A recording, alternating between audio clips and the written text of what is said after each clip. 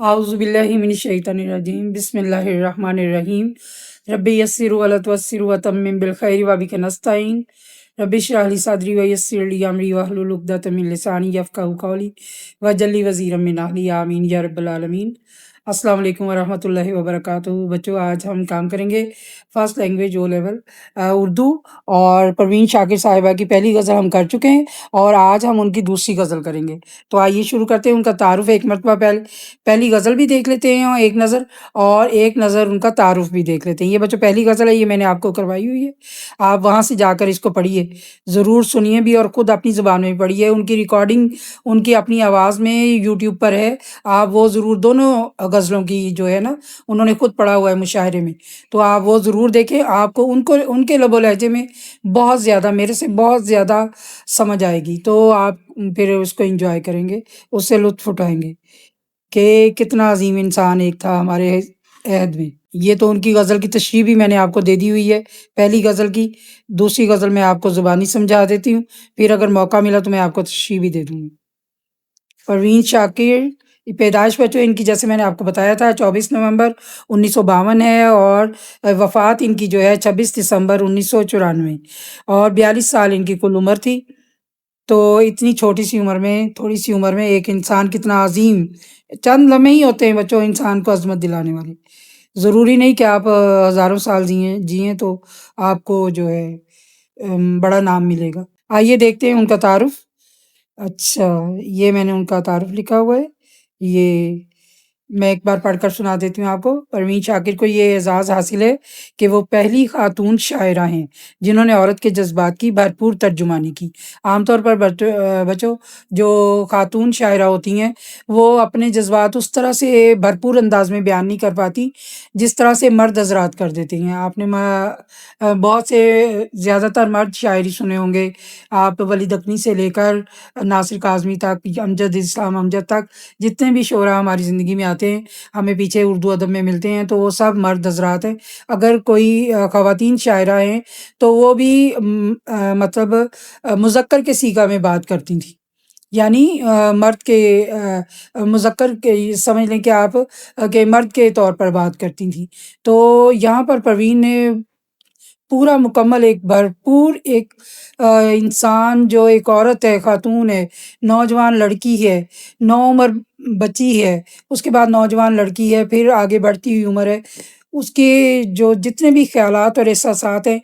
بہت ہی نازک، پیارے، خوبصورت، بھرپور اور بہت ہی جامع، جس کو کہتے ہیں نا کہ بہت ہی انہوں نے اندر کی دل کی گہرائیوں سے اپنے جذبات کا اظہار کیا ہے۔ کوئی لگی لپٹی نہیں رکھی کہ میں عورت ہوں تو میں یہ والی بات بیان نہ کروں جو احساس ایک عورت پہ گزرتا ہے، انہوں نے وہ سارے احساسات کو بیان کیا ہے۔ تو آئیے دیکھتے ہیں، جنہوں نے عورت کے جذبات کی بھرپور عکاسی کی، ترجمانی کی،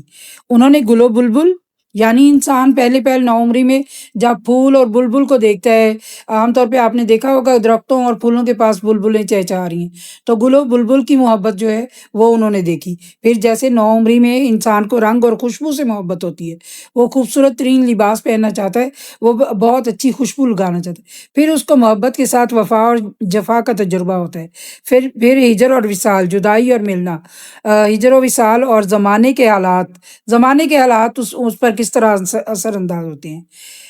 اور زمانے کے حالات پر سچے اور کھرے خیالات کا اظہار کیا، جیسے میں نے آپ کو پہلے بتایا۔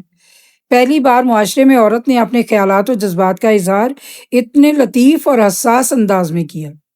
عورت کن لمحات میں خوشی کو الفاظ میں ڈھالتی ہے، کب غم کو بیان کرنے کے لیے الفاظ منتخب کرتی ہے،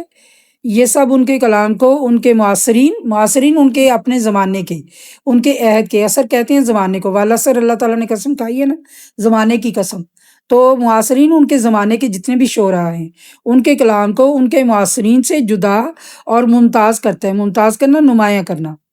نوجوانی سے ہی انہیں مجازی اور حقیقی عشق کے تجربے کو بیان کرنے میں وہ خاص وجدانی کمال حاصل تھا کہ انہوں نے غزل کے ہمراہ آزاد نظم کو بھی بام عروج پر پہنچا دیا۔ آپ ضرور خوشبو پڑھیں، صدبرگ پڑھیں، ماہ تمام پڑھیں، ان کی پوری کتاب، پوری کلیات پڑھیں تو آپ کو بہت ہی لطف آنے والا ہے، بہت ہی آپ ایک انسان کی مکمل کیفیات کو آپ کو پڑھنے کا موقع ملے گا کہ ہم جو فلمیں بچوں دیکھتے ہیں، جو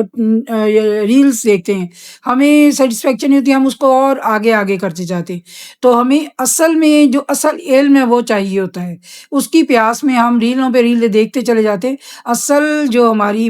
صحیح پیاس بجھتی ہے وہ ہمیں کتاب کے علم سے، اور کتابیں بہت کم لوگ ہوتے ہیں جو صاحب کتاب ہوتے ہیں، کیونکہ سب سے اولین صاحب کتاب جو ہے اللہ تعالیٰ کی ذات خود، جس نے کتاب اپنے پیغمبر صلی اللہ علیہ وسلم پر اتاری، وہ ہیں، اور اس کے بعد جن کو اللہ نوازے تو ان کی کتابیں ہوتی ہیں جو صاحب علم ہوتے ہیں۔ تو پروین کی کتابیں بہت خوبصورت ہیں، تو آپ ضرور پروین شاکر کا کلام پڑھیں، اور پھر آپ کی جو ذہنی ترقی ہوگی، تو انہوں نے ایم اے انگلش لٹریچر کیا تھا، اور وہ میر تقی میر کے اشعار کو سادہ اردو میں لے کر آتی تھی۔ وہ میر تقی میر صاحب کا شعر مجھے یاد نہیں آ رہا، سبزۂ نو دمیدہ کی مانند، آخری اس کا مجھے چند لفظ یعنی نیا جو سبزہ اگا ہوتا ہے، نیا مطلب سانس لے رہا ہوتا ہے، اس سبزے کی مانند، تو وہ اس طرح سے شعر ہے۔ ان کے شعر کا مضمون یہ ہے جو پروین اپنے شعر میں بیان کرتی ہیں کہ جب بھی سر اٹھایا کچلے گئے، جب بھی سر اٹھایا کچلے گئے، فٹ پاتھ کی ایسی گھاس تھے ہم۔ یعنی کہ وہ ایک مکمل انسان کی ترجمانی کرتی ہیں کہ ہم ایسے مطلب انسان، ہم ہیں تو انسان ہی، لیکن کچھ انسانوں کو کس طرح مسل دیا جاتا ہے، رون دیا جاتا ہے، جیسے فٹ پاتھ پر چلنے والا جو جا رہا ہے فٹ پاتھ پہ، اس کو نیچے جو درزوں کے اندر سبزہ اگا ہوتا ہے اس کی کوئی پرواہ نہیں ہوتی، تو وہ ان پہ بھی پاؤں رکھ کے چلا جاتا ہے۔ تو وہ کہتی ہیں جب بھی سر اٹھایا کچلے گئے، فٹ پاتھ کی ایسی گھاس تھے ہم۔ تو آئیے ان کی غزل شروع کرتے ہیں۔ جب پروین کی بات آتی ہے تو پھر کیونکہ یہ ہمارے بڑے ہونے کے وقت کی شاعر ہیں، تو پھر اس لیے کافی ان کے بارے میں بات ہو جاتی ہے۔ تو آئیے شروع کرتے ہیں۔ یہ ہے غزل ان کی دوسری۔ آپ نے دیکھیں کہ پہلے وہ جو ہے ان کی نومری کی غزل ہے، کو بکو پھیل گئی بات شناسائی کی، تو یہ اس غزل کا مضمون مکمل طور پر الگ ہے۔ تراش کر میرے بازو اڑان چھوڑ گیا، تراش کر میرے بازو اڑان چھوڑ گیا، ہوا کے پاس برہنہ کمان چھوڑ گیا، رفاقتوں کا میری اس کو دھیان کتنا تھا، زمین لے لی مگر آسمان چھوڑ گیا، عجیب شخص تھا بارش کا رنگ دیکھ کے بھی، کھلے دریچے پہ ایک پھول دان چھوڑ گیا، جو بادلوں سے بھی مجھ کو چھپائے رکھتا تھا، بڑی ہے دھوپ تو بے سائبان چھوڑ گیا، نکل گیا کہیں اندیکھے پانیوں کی طرف، زمیں کے نام کھلا بادبان چھوڑ گیا، عقاب کو تھی غرض فاختہ پکڑنے سے، جو گر گئی تو یوں ہی نیم جان چھوڑ گیا، نہ جانے کون سا آسیب دل میں بستا ہے کہ جو بھی ٹھہرا وہ آخر مکان چھوڑ گیا، عقب میں گہرا سمندر ہے سامنے جنگل، عقب میں گہرا سمندر ہے سامنے جنگل، کس انتہا پہ میرا مہربان چھوڑ گیا۔ آئیے صاف سی بات ہے کہ یہ جفا وہ ہر جائی جہاں بھی گیا لوٹا تو میرے پاس آیا، یہی بات کیا ہے، یہی اگلا مصرع ذرا مشکل اور لینا پڑتا ہے وہیں سے ہی، بس یہی بات ہے اچھی میرے ہر جائی کی، تو یہ اسی ہر جائی کی بات ہو رہی ہے کہ وہ کیا کر گیا ہے جاتے جاتے۔ تراش کر میرے بازو، تراش کر میرے بازو اڑان چھوڑ گیا، تراش دینا کاٹ دینا، بازوؤں کو کاٹ دیا، پرندے کے آپ پر کاٹ دیتے ہیں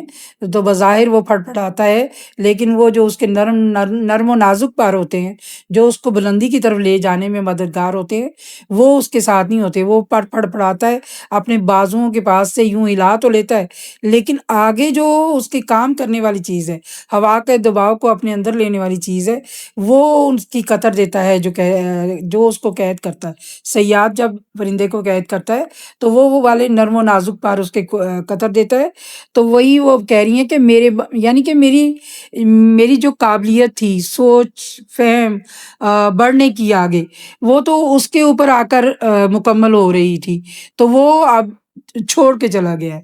تو اب کیا ہوا ہے کہ جیسے کوئی میرے بازو کاٹ گیا ہو اور میرے دل میں یہ جو تمنا ہے اڑنے کی، پرواز کرنے کی کہ اب میں اب اور آگے بڑھوں، تو وہ اب کیسے میں بڑھوں، تلاش کر میرے بازو اڑان چھوڑ گیا۔ یعنی میرے دل میں وہ لگن تو ہے ترقی کرنے کی، لیکن میری سوچ اسی پر جا کے ٹھہرتی تھی، تو وہ میرے بازو ہی کاٹ گیا تو میں اڑوں کیسے؟ یعنی میری سوچ اس پر آ کر ٹھہر جاتی تھی۔ ہوا کے پاس برہنہ کمان چھوڑ گیا۔ کمان ہوتی ہے بچوں تیر جس پہ چلاتے ہیں، تو جب اس کو ایک اینگل پہ کھینچ لیتے ہیں تیر کو اور وہ کاو ہو جاتی ہے، تو ہوا کے پاس برہنہ کمان چھوڑ گیا، یعنی کہ وہ ایک مطلب مجھے نہ اس نے کوئی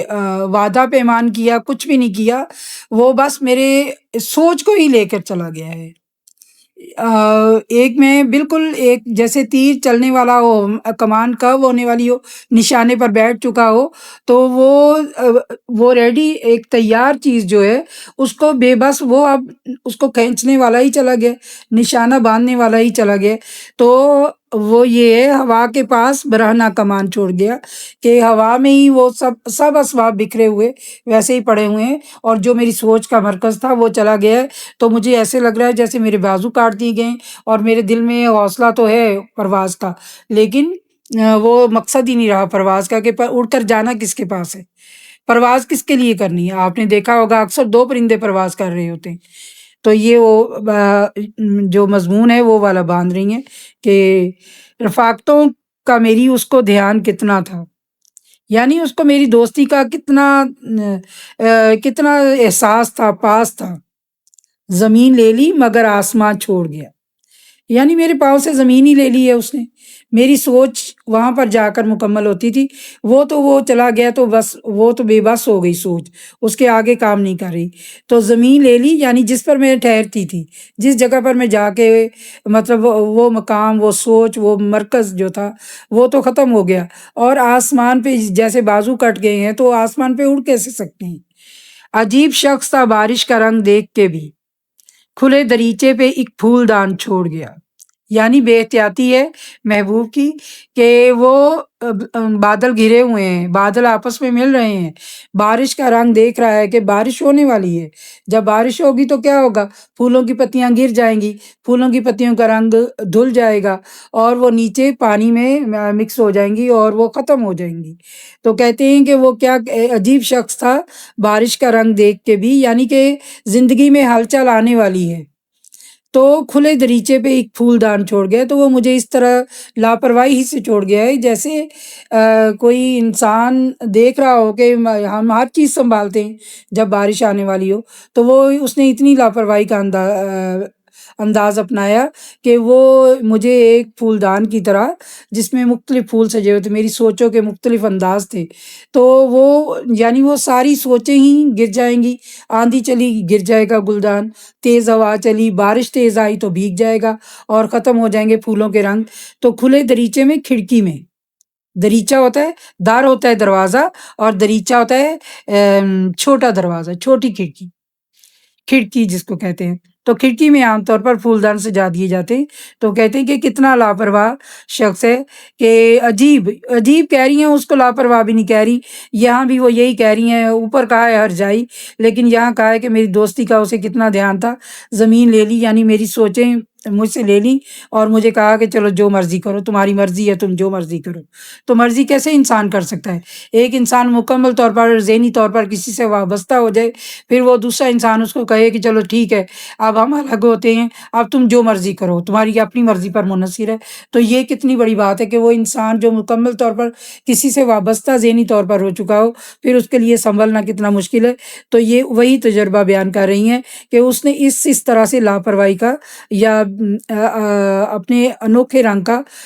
جو ہے اظہار کیا ہے میرے ساتھ، کہ عجیب شخص تھا بارش کا رنگ دیکھ کے بھی، کھلے دریچے پہ ایک پھول دان چھوڑ گیا، یعنی اس کو دھیان یہ نہیں رہا کہ بارش آئے گی تو کیا ہوگا، جو بادلوں سے بھی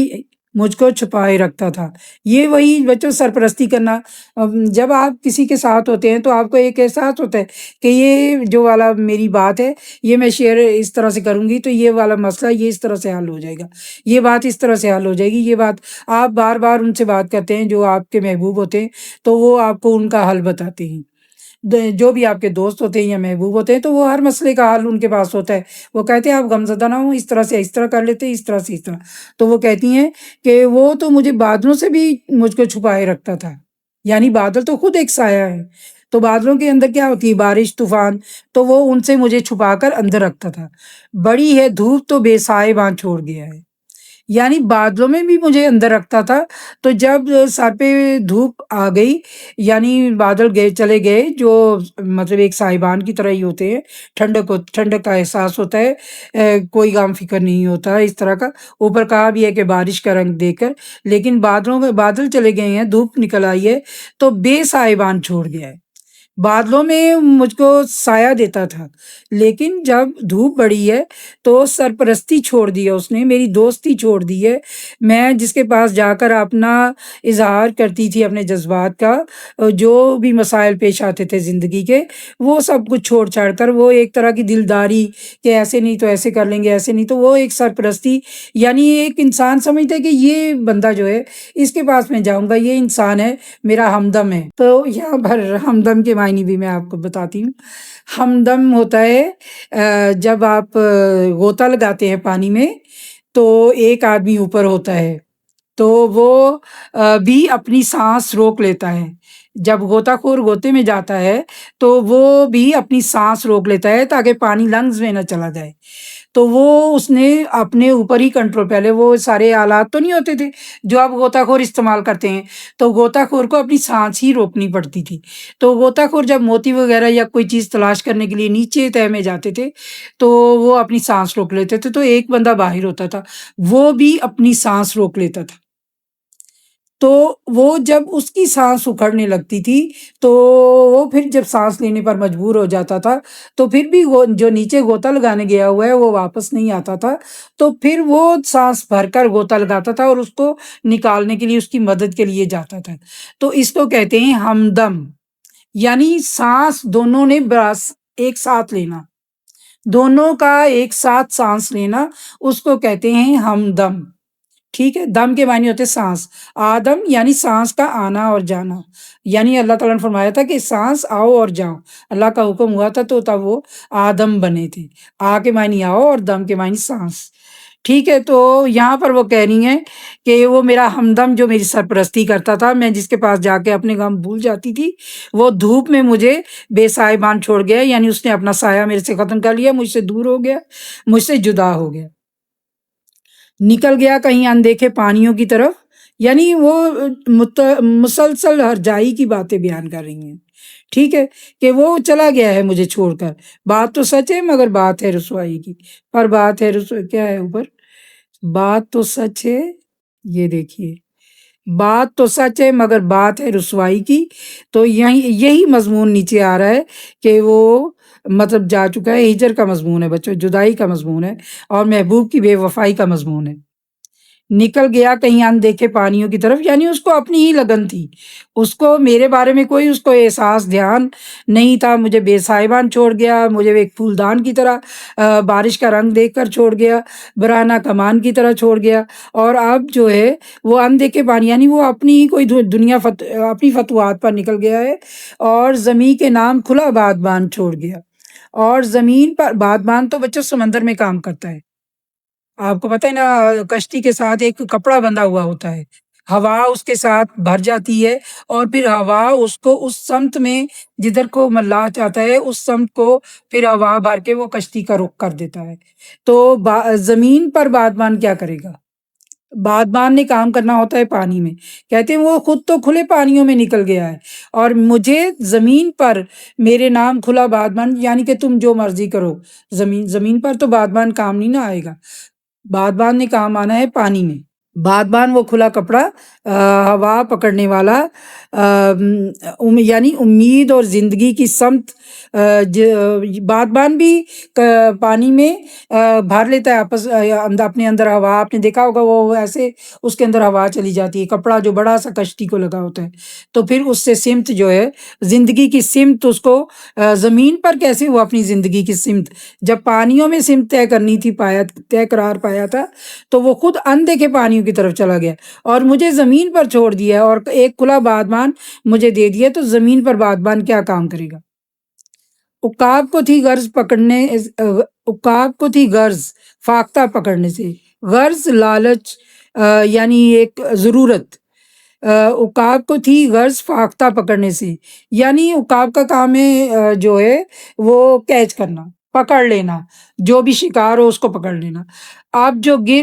گر گئی تو یوں ہی نیم جان چھوڑ گئی، اگر اس کے دسترس سے نکل گئی، اس کے پنجوں سے نکل گئی ہے تو وہ اسے ادمو ہی چھوڑ گیا ہے، یعنی اس نے صرف مجھے پکڑنا ہی تھا، اس نے مجھے پکڑ کر مطلب وہ زخمی کرنا تھا، اور وہ مجھے وہ زخم دے گیا ہے۔ فاختہ یہاں میں نے لکھا بھی ہے، بعض عقاب جو ہے وہ بعض ہوتا ہے، وہ آپ کو پتہ ہے کہ زندہ جانور کا شکار کر کے کھاتا ہے، تو دیکھیے کہ وہ کس قدر مطلب اس سے اس کو تشبیہ دے رہی ہیں جو زندہ جانور کا شکار کرتا ہے۔ تو یہاں پر فاختہ جو ہے وہ اس کو امن کا پرندہ کہا جاتا ہے، ٹھیک ہے۔ تو وہ جو ہے وہ بہت ہی خوبصورت اور کسی کو بے ضرر، اور بہت ہی اس کا نام فاختہ کا نام آتے ہی امن کا پرندہ، یعنی وہ ایک پرامن، کسی کو کوئی نقصان نہ پہنچانے والا پرندہ ہے۔ تو عقاب جو ہے وہ پکڑ لیتا، آپ نے عقاب کو دیکھا ہوگا شکار کرتے ہوئے، مچھلیوں کو بھی، پرندوں کو بھی، جانوروں کو بھی، تو وہ زندہ شکار پکڑ کے اس زندہ شکار کو چونچ مار کے کھا رہا ہوتا ہے۔ تو کہتے ہیں کہ اگر میں اس کی دسترس سے نکل گئی ہوں، اس کے ہاتھوں سے نکل گئی ہوں، تو مجھے ادموا کر کے چھوڑ گیا ہے، یعنی مجھے زخمی کر کے، تو مجھے ادموا، نیم جا، نیم کے معنی آدھا یعنی ادموا، نیم جا ادموا یعنی آدھا مرا ہوا، آدھی جان نکلی ہوئی، وہ اس طرح سے مجھے بے بس کر گیا ہے کہ جیسے میری آدھی جان نکل چکی ہے، میں مرنے کے لیے تڑپ رہی ہوں۔ نہ جانے کون سا آسیب دل میں بستا ہے، پھر وہ اپنے آپ پر ہی آ جاتی ہیں کہ میرے میں کیا کمی ہے، میرے میں کیا کوئی خاص ایسی چیز ہے۔ جو سچے دل کے لوگ ہوتے ہیں، گھرے دل کے لوگ ہوتے ہیں، ان کو بہت سے لوگ جو ہیں وہ نقصان پہنچاتے ہیں، ان سے فائدہ لے لیتے ہیں، مطلب لے لیتے ہیں، لیکن جب ان کو کوئی اس سے توقع ہوتی ہے تو وہ بالکل اور رویے سے پیش آتے ہیں۔ تو یہ یہاں پر وہی لوگوں کا انداز بیان کیا گیا، اوپر بھی اور یہاں پر بھی، نہ جانے کون سا آسیب دل میں بستا ہے، یعنی میرے دل پر کوئی ایسا میرا دل بھوت بنگلہ ہے جہاں سے ڈر کر لوگ وہ جو بھی جس سے بھی میں بات کرتی ہوں، جس سے بھی میں انس اور محبت سے پیش آتی ہوں، وہ آخر میرے دل کو چھوڑ ہی جاتا ہے، وہ مجھے تنہا کر جاتا ہے۔ نہ جانے کون سا آسیب دل میں بستا ہے کہ جو بھی ٹھہرا وہ آخر مکان چھوڑ گیا، یعنی شدید جذباتی لگاؤ۔ آسیب مطلب آسیب وہ بھی یہ کہتے ہیں نا، کسی کے اس کو تو جادو ہی ہو گیا، جنون ہو گیا، یعنی کسی کے پیار میں مبتلا ہو جانا، اسی کے ہو جانا اس کو، یا کہتے ہیں کہ میرا دل جو ہے وہ ایسا مطلب جذباتی لگاؤ کسی کے ساتھ ہو جاتا ہے مجھے، کہ میں تو اس کے اثر میں آ جاتی ہوں، میرا تو دل جو ہے وہ اس کا گھر بن جاتا ہے، لیکن میں اتنی شدت سے اس کو چاہتی ہوں کہ میرے پھر پتہ نہیں کیا کیفیت میری ہوتی ہے، جو بھی اس میں ٹھہرتا ہے وہ آخر مکان چھوڑ جاتا ہے، یعنی جو لوگ جو ہیں وہ اپنا مطلب حاصل کرنے کے بعد تو وہ لوگوں کو چھوڑ دیتے ہیں۔ پیار اور محبت اور انس اور لگاؤ، جو شریف النفس لوگ ہوتے ہیں، جو بہت ہی دلدار اور ہمدم لوگ ہوتے ہیں، محبت کرنے والے ہوتے ہیں، وہ تو ہر ایک کے ساتھ بھلائی کا ہی طریقہ اختیار کرتے ہیں، لیکن وہ کہتے ہیں کہ میں نے جس سے بھی بھلائی کی ہے وہ میرے دل میں پتہ نہیں کون سا ایسا جذباتی تاثر ہے کہ اس کے بعد وہ اس سے فائدہ اٹھانے کے بعد وہ اس مکان کو خالی کر جاتے ہیں، یعنی میرے دل سے نکل جاتے ہیں، وہ مجھے چھوڑ جاتے ہیں۔ عقب میں گہرا سمندر ہے، سامنے جنگل، عقب پیچھے اور سامنے مطلب فرنٹ پہ، عقب میں گہرا سمندر یعنی میرے پیچھے گہرا سمندر ہے اور سامنے جنگل، یعنی دونوں خطرناک ہیں، جنگل میں جنگلی جانور بھی ہوں گے تو راستہ بھی نہیں ہوگا، کہ گھر اور منزل بھی نہیں ہوگی، تو کہہ رہی ہیں کہ میری عجب کیفیت ہے کہ سامنے میرے پیچھے سمندر ہے، سمندر میں کون جائے گا، اور سامنے جنگل ہے، اور جنگل میں بھی وہ جو ہے جنگلی جانور اور بے راہ ہونے کا خطرہ۔ تو کہتے ہیں کہ کس انتہا پہ میرا مہربان چھوڑ گیا، یعنی وہ میرے اوپر کتنا مہربان تھا کہ مجھے آخری حد پہ چھوڑ گیا ہے۔ پہلے وہ زمین کے نام کھلا بادبان چھوڑ گیا، زمین پہ بادبان نے کیا کام کرنا ہے، پھر نیم جہاں چھوڑ گیا، پھر مکان چھوڑ گیا، تو آخر پہ اس کو مہربان کا لقب دیا ہے کہ آخری حد پہ میرا مہربان مجھے چھوڑ گیا ہے، کہ میرے پیچھے سمندر ہے گہرا اور میرے سامنے جنگل ہے، جنگل سے راستہ نہیں ملتا لوگوں کو، لوگ کھو جاتے ہیں، تو کہتے ہیں کہ میں کیا کروں، پیچھے جاؤں یا آگے جاؤں، مجھے کچھ سمجھ نہیں۔ تو میں یہ آخری حد پہ میرا مہربان مجھے چھوڑ گیا۔ یہ بچوں پروین شاکر کی غزل۔ آپ پروین شاکر کا کلام پڑھیے، آپ کو بہت لطف آئے گا، اور اپنی بک شیلف کی زینت بنائیے ان کے کلام کو۔ اور ضرور جب بھی آپ لیٹتے ہیں، جب بھی آپ کا آرام کرنے کا موڈ ہوتا ہے، تو آپ